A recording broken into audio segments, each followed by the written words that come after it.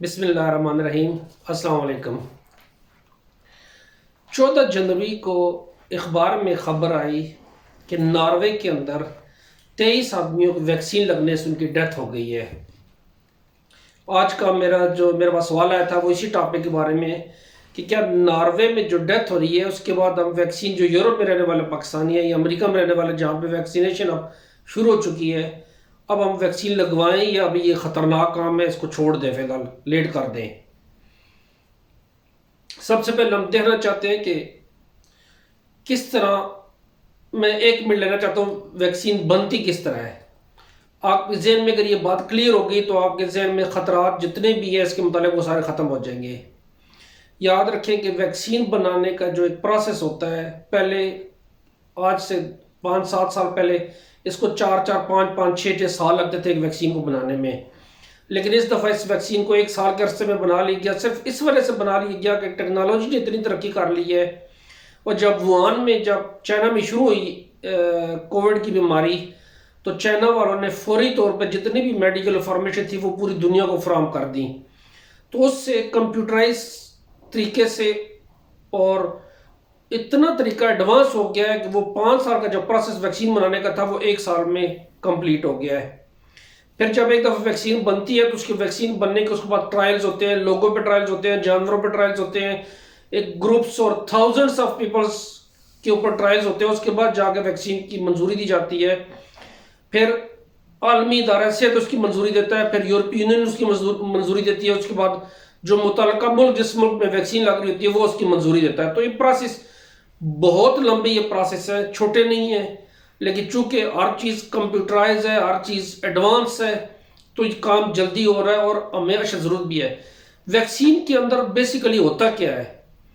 جو بیماری ہوتی ہے، ہم کرونا سے مثال لیتے ہیں جو تازہ ترین ہے، اس بیماری کے جو مردہ سیل ہوتے ہیں، جو وائرس مردہ ہوتا ہے اس کو استعمال کیا جاتا ہے، یا پھر اس وائرس کو استعمال کیا جاتا ہے جس کو کنٹرول کر لیا جاتا ہے۔ کنٹرول کرنے کا مطلب آپ کو ایک مثال دے دوں کہ اس کے ہاتھ پاؤں بازو ہر چیز کاٹ دی جاتی ہے کہ وہ کچھ کرنے کے قابل نہ رہے، وہ آگے بڑھنے کے قابل نہ رہے، انسانی جسم کو نقصان پہنچانے کے قابل نہ رہے۔ وہ جو کنٹرول وائرس ہوتا ہے یا مردہ وائرس ہوتا ہے اس کو انسانی جسم میں دوسرے بیکٹیریا کے ساتھ ملا کے داخل کیا جاتا ہے، ان بیکٹیریا کے ساتھ ملا کے جس کا انسان کے اندر جسم کو پتہ ہوتا ہے کہ یہ ہمارے دشمن بیکٹیریا، ان کو ہم نے مارنا ہے۔ جب وہ ان بیکٹیریاز کو مارنے جاتے ہیں تو وہ کووڈ کے بیکٹیریا کو بھی دیکھتے ہیں کہ یہ بھی ہمارا دشمن ہے، اس کو ہم مار دیں، تو وہ اس کو پہچان جاتے ہیں۔ بیسیکلی انسان کے جسم میں جب انسان کا جو امیون سسٹم ہوتا ہے جس کو ہم دفاعی قوت کہتے ہیں، اگر وہ کرونا کے بیکٹیریاز وائرس کو پہچان لے، ایک دفعہ پہچان لے، تو پھر وہ اس کو آٹومیٹیکلی مارنا شروع کر دے گا۔ یہ انسان کے اندر ایک پاور بن جاتی ہے کہ وہ کرونا کے ویکسین کو مارنا شروع کر دیتا ہے۔ ابھی تک کیوں نہیں اس طرح ہوا؟ ابھی تک ہمارے جسم کے اندر جو دفاعی قوت ہے اس کی مثال چھوٹی سی اور دینا چاہتا ہوں، میں بہت مثالیں دیتا ہوں، لیکن انسان کے جسم کے اندر ایک فوج ہے وائرس کی یا بیکٹیریا کی، جس کو آپ سمجھ لیں کہ وہ جسم کو ہر بیماری سے بچاتی ہے۔ وہ جب دیکھتی ہے کہ باہر سے کوئی اور بیکٹیریا یا وائرس خطرناک جسم میں داخل ہوا ہے تو وہ اس کو آئیڈینٹیفائی کرتے ہیں، اس کو دیکھتے ہیں کہ ہمارے جسم کو نقصان دہ ہے، اس کو مار دیں، تو وہ اس کو مارنا شروع کر دیتے ہیں۔ اس کو کہتے ہیں انسان کا امیون سسٹم بن رہا ہے۔ یہ امیون سسٹم اتنا سٹرانگ ہونا چاہیے کہ وہ باہر سے ہر آنے والے بیکٹیریا کو مارنا شروع کر دے۔ کبھی ہوتا ہے جو باہر سے آنے والا بیکٹیریا تھوڑا طاقتور ہوتا ہے، تو جب اپنا بیکٹیریا اس کو مارنا شروع کرتا ہے تو اس میں تھوڑا سا آدمی کو بخار آنا شروع ہو جاتا ہے۔ تو بخار کا مطلب ہے جو باہر والے بیکٹیریا اور ہمارے جسم کی جو اندرونی فوج ہے اس میں جنگ چل رہی ہے، اور جنگ کی کیفیت میں ہمیں بخار ہو رہا ہے اس میں۔ اب کرونا کے وائرس کے ساتھ کیا ہوا؟ جب وہ ہمارے جسم میں داخل ہوا تو ہمارے جسم کو اس کا پتہ ہی نہیں تھا کہ یہ نقصان دہ ہے یا فائدہ مند ہے، نہ وہ اس کو پہچان پایا۔ کرونا وائرس جب پھیپھڑوں کے اندر جا کے جب اپنا گھر بنانا شروع کرتا ہے، پروڈکشن شروع کرتا ہے، تعداد بڑھنی شروع ہوتی ہے، اس کے بعد جو ہماری اندر کی جو فوج ہے جو جسم کو بچاتی ہے اس چیز سے، اس کو سمجھ آتی ہے کہ جسم کے اندر کچھ گڑبڑ نہیں شروع ہو گئی ہے، لیکن ان کو سمجھ نہیں آ رہی ہوتی کہ گڑبڑ کدھر ہو رہی ہے۔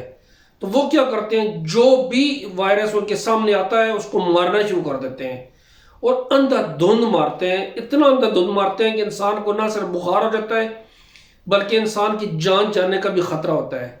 تو جو مین دوائیاں جو آدمی کو دی جاتی ہے کرونا کے درمیان میں، وہ چیز دی جاتی ہے کہ انسان کے جسم کی جو اندر فوج جو بنی ہوئی ہے بیکٹیریا کی، اس کو سکون میں کیا جائے کہ اندھا دھند وہ مارنا نہیں شروع کر دے۔ اس کے بعد وہ آہستہ آہستہ ویکسین کی بیکٹیریا کو، وائرس کو پہچان کے وہ اس کو مارنا شروع کر دیتے ہیں۔ تو اس عمل میں 2 ہفتے 3 ہفتے بیماری سے باہر نکلنے میں لگتے ہیں اور انسان اس بیماری سے باہر آ جاتا ہے۔ واپس آتے ہیں ہم ناروے کی طرف، نہیں تو ویڈیو لمبی ہو جائے گی۔ 14 جنوری کو 23 آدمی مرے ویکسین لگوانے کے بعد۔ ایک دم اخباروں میں ہلچل ملنی شروع ہوگی کہ ویکسین لگوانے سے لوگ مرتے جا رہے ہیں۔ آج تک 33 آدمی مر چکے ہیں ناروے میں، لیکن ان سب کی عمریں 75 سال سے اوپر تھیں۔ اب دیکھا جائے تو ناروے میں جو بندے مر رہے ہیں وہ اولڈ ہاؤسز میں، جس کو ہم بوڑھوں کے گھر کہتے ہیں، اس میں ہر روز 45 بندے مرتے ہیں پورے ناروے میں۔ ان کو چونکہ سب سے پہلے جو ویکسین لگنی شروع ہوئی ہے وہ بوڑھوں کو لگنی شروع ہوئی ہے۔ اب شروع میں ایک دم شور تو مچنے شروع ہو گئے تھی کہ یہ ویکسین سے بندے مرنے شروع ہو گئے ہیں، لیکن اس وقت تک لوگوں نے اس چیز کو چیک نہیں کیا کہ مر کیوں رہے ہیں اس چیز میں جا کے۔ آج تک ناروے میں 48,000 لوگوں کو ویکسین لگ چکی ہے۔ 48,000 میں سے یہ 33 لوگ مر گئے ہیں۔ ان کی عمریں میں پھر بتا رہا ہوں 75 سال سے اوپر کی عمریں ہیں اس کی۔ اب آج جو نئی خبر آئی ہے، جو نئی تحقیق آئی ہے ناروے میں، انہوں نے کہا جی یہ جو بندے مرے ہیں ان بندوں میں سے 13 بندوں کو انہوں نے پوسٹ مارٹم کیا، جس کی لاشوں کے ساتھ انہوں نے انالائز کیا ہے، تجربہ کیا ہے کہ کس چیز سے مرے ہیں۔ تو ان کی جو مرنے کی وجوہات تھیں، اب تک جو 13 بندوں پہ ہو چکی ہیں، ان میں سے کسی کو کرونا کی وجہ سے فوتگی نہیں ہوئی۔ ان سب کو مختلف قسم کی شدید قسم کی بیماریاں تھیں، ان بیماریوں کی وجہ سے وہ مرے ہیں۔ دوسری بات جو کہنا چاہتا ہوں کہ جب انسان کے جسم میں وائرس ڈالا جاتا ہے، انسانی جسم اس وائرس پہ حملہ کرتا ہے۔ آپ کوئی بھی پولیو کے قطرے پی لیں یا کسی بھی بیماری کی ویکسین لگوائیں تو آدمی کو بخار ہوتا ہے۔ وہ بخار کی کیفیت، جیسے میں نے پہلے بتایا، انسانی جسم اور اس ویکسین کے قطروں میں لڑائی ہو رہی ہوتی ہے تو بخار ہوتا ہے، 1 دن 2 دن رہتا ہے، ختم ہو جاتا ہے۔ کچھ جو بوڑھے مرے ہیں، 80 سال کی اوپر کی عمروں کے کچھ مرے ہیں، ان میں سے ان کا یہ بھی ہو سکتا ہے کہ جو امیون بنانے کا جو سسٹم ہوتا ہے، مثلا جسم کے اندر ویکسین گئی، فوجی آپس میں لڑی، انسان کا جسم اس کو سہار نہیں سکا کہ انسان کے جسم میں اتنی پاور ہی نہیں تھی۔ اس لیے شروع میں جب فائزر نے یا آسٹرازینیکا یا بایو ٹیک والوں جب ویکسین دی تو انہوں نے برطانیہ میں پہلے سے برطانوی گورنمنٹ نے کہا جی جن لوگوں کو شدید قسم کی الرجی ہے ان کو فی الحال ویکسین روک دی جائے، شدید قسم کی الرجی جن کو، تاکہ ویکسین سے کو مزید قسم کی الرجی نہ ہو۔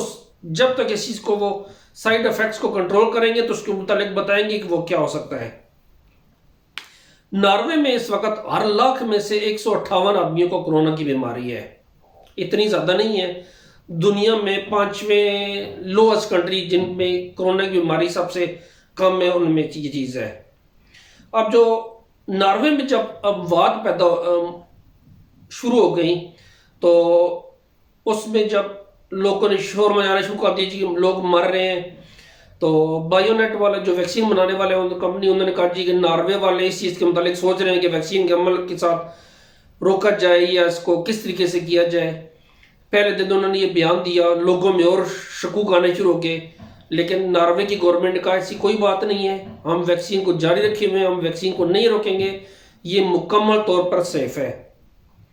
اس وقت مارکیٹ میں جو ویکسینز چل رہی ہیں، Pfizer, AstraZeneca, Moderna, Sanofi, Johnson and Johnson, CureVac vaccine وغیرہ، یہ ویکسین شامل ہے۔ کچھ کی یورپی یونین نے منظوری دے دی ہے، کچھ کو ابھی دینا باقی ہے۔